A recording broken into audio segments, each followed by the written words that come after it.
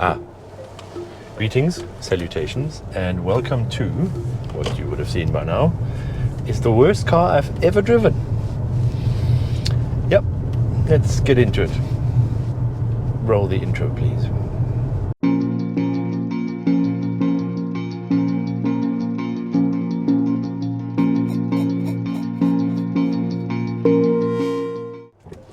Okay, obviously that's quite a claim, and I base that on my experience. My notes just flew away. I think the number is 1,160 something cars that I have reviewed, according to our company archives. I think this is car number 1,163, and it is the worst by a small margin, because just a few months ago we had a Haval Jolion Pro. Come on. My apologies, sorry. Yes. This car is actively trying to kill me. Either with a heart attack or a near fatal collision like that. Well, semi. Don't think it would be that fatal, but still. I base all the issues I have with this car on almost 1,200 cars worth of experience. God, I hate this car. Whoa. Oh no, this is a terrible car. Good heavens.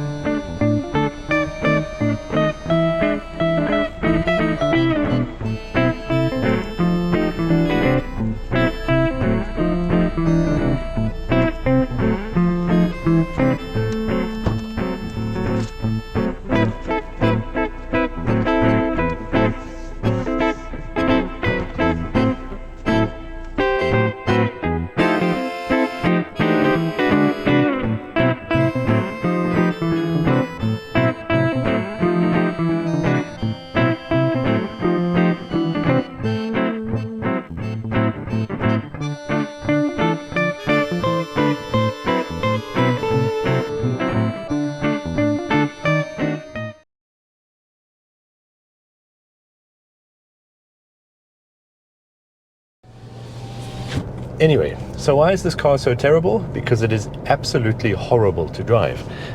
It is jerky, it's unresponsive, or hectic. You can pick between those. It is. Ooh, sorry. It doesn't know if it's Arthur or Martha. This is one of the most confused cars I've ever had. That Jolion Pro was another one. What it also loves doing is randomly just rolling backwards while you're trying to accelerate from a hill. Come on, there. Or just rev the nuts and bolts of this little engine. It loves wheel spinning, yeah, because eventually when it finds a gear, it starts wheel spinning the front wheels. Very alarming, not just about the car, is all the stuff I'm reading by my peers, especially here in Southern Africa. Some of them are really well-established motoring journalists, and they're like, ooh, it's the throttle response, and the throttle mapping is wrong. It has absolutely stuff all to do with the throttle, or the mapping, or the response. The problem is the 6-speed DCT. That is a dual clutch transmission, and I would love to fly into my favorite DCT rant, because what a DCT is a glorified AMT. And AMT stands for automated manual transmission. So basically, it's not like a slushy automatic gearbox with a stretchy torque converter and planetary gears that move around. It's a proper manual gearbox with gears, with like cogs, and a little robot that changes gears for you.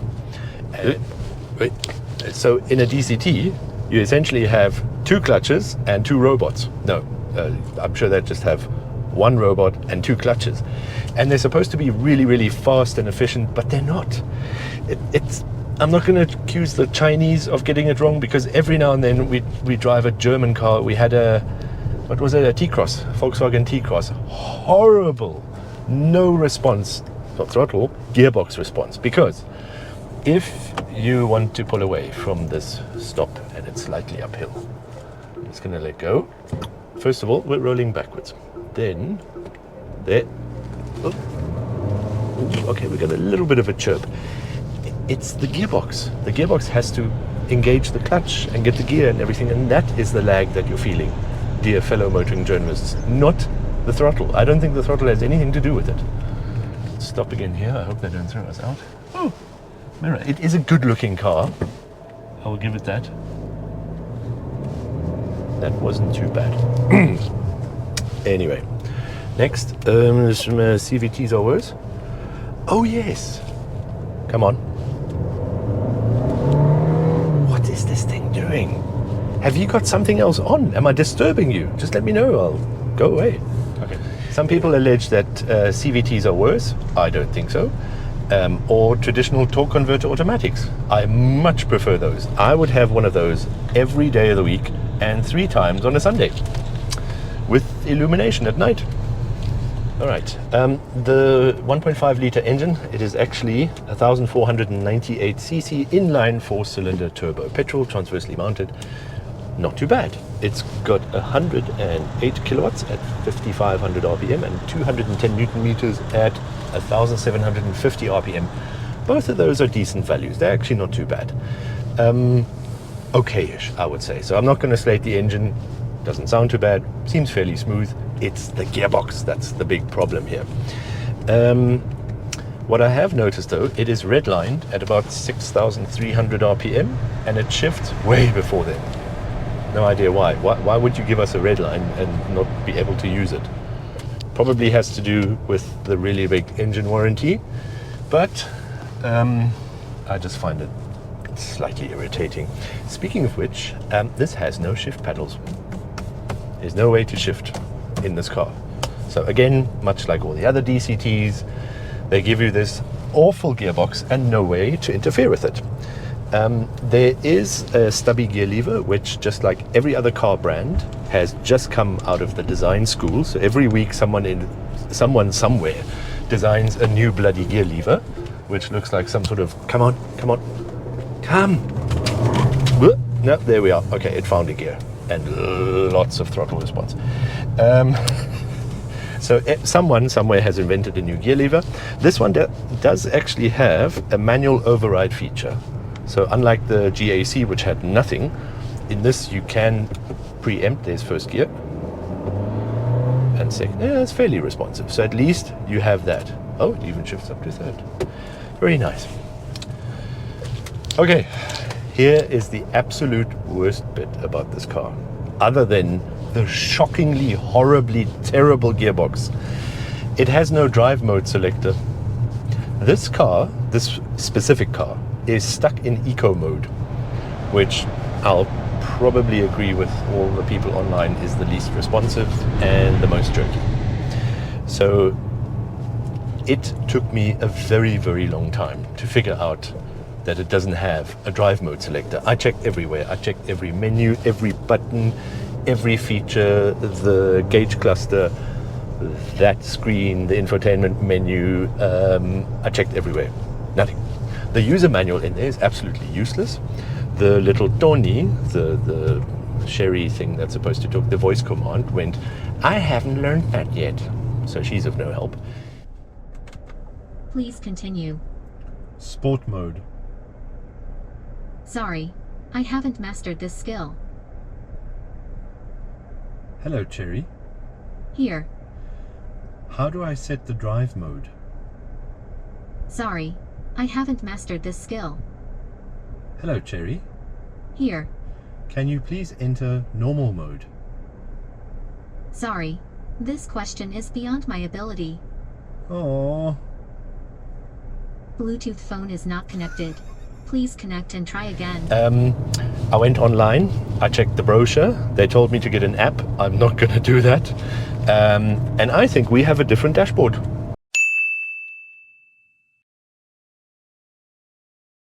Or a spec that's different from everything on the internet, because eventually I found YouTube videos where people press a button. Let me see if I can get this right. That button there is supposed to have a little car on it and say mode. Ours just has a little like blommy or triangles. Look at that. There's nothing. That's the home. There's the little mode button, or what's supposed to be the mode button, and it does absolutely nothing. So, let me realign you.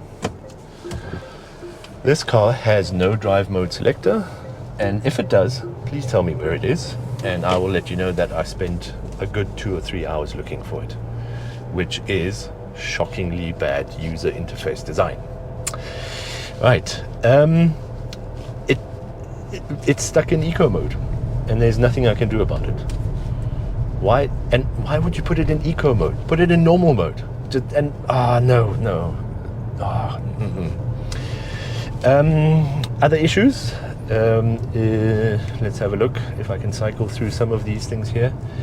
The fuel consumption. Obviously, this is a concern with most Chinese cars. This one is currently doing 9.2 liters per 100. The longer average is 8.6, which is not too bad because the manufacturer claims 7.2 liters per 100 kilometers. But come to think of it, 7.2.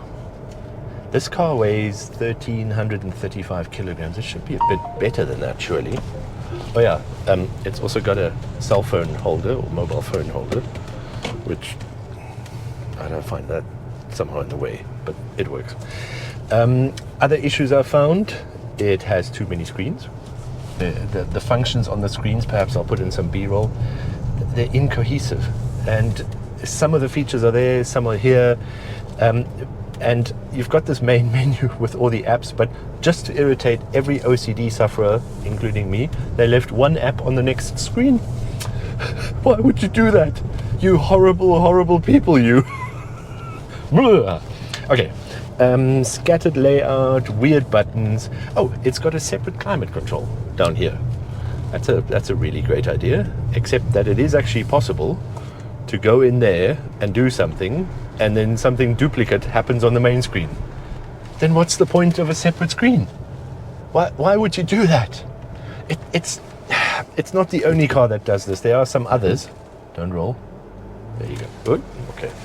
There are other cars where it feels like the people designing cars don't have cars, or they've never been around one. It's actually not that was okay. So you've got these separate climate controls, and it's just so irritating if you want to do something and it takes away the main screen. Obviously, when you go into reverse gear, everything else disappears as well. They did put some volume buttons near this row of switches. I do like that, even though we're missing the drive mode button. Also because your hazard or emergency flashes are dead center where they should be in the cockpit. Down here, you've got the 2-zone climate control temperature. You can set the left and the right, but you can also set the fan on the left and you can set the fan on the right. Why would you do that? Why are there 2 fan buttons? Who accepted this? Or who? No, seriously, people.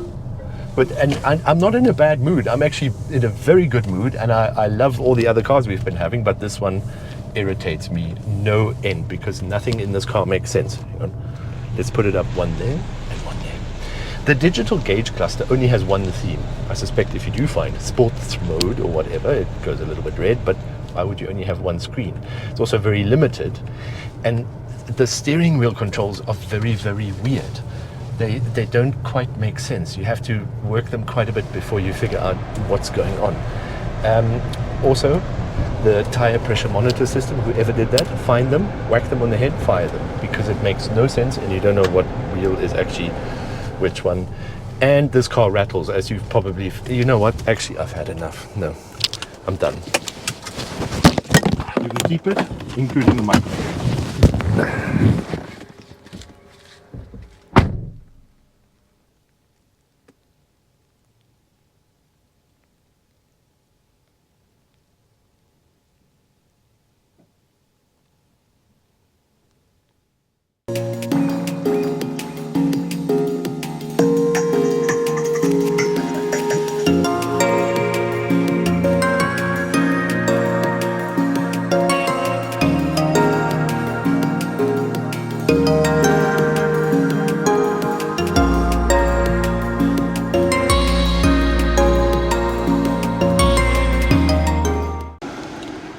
Mr. Ed, if we're going to add a hidden scene, I forgot something. This car smells like piss. It's fairly new. It has 4,800 and something kilometers on. And you know that new car smell? Some cars have like a gluey smell. This smells like a hot day in the Gurries petrol station toilet, which is basically just a hole in the ground. This smells like stale old trucker urine. Thanks for watching. Bye.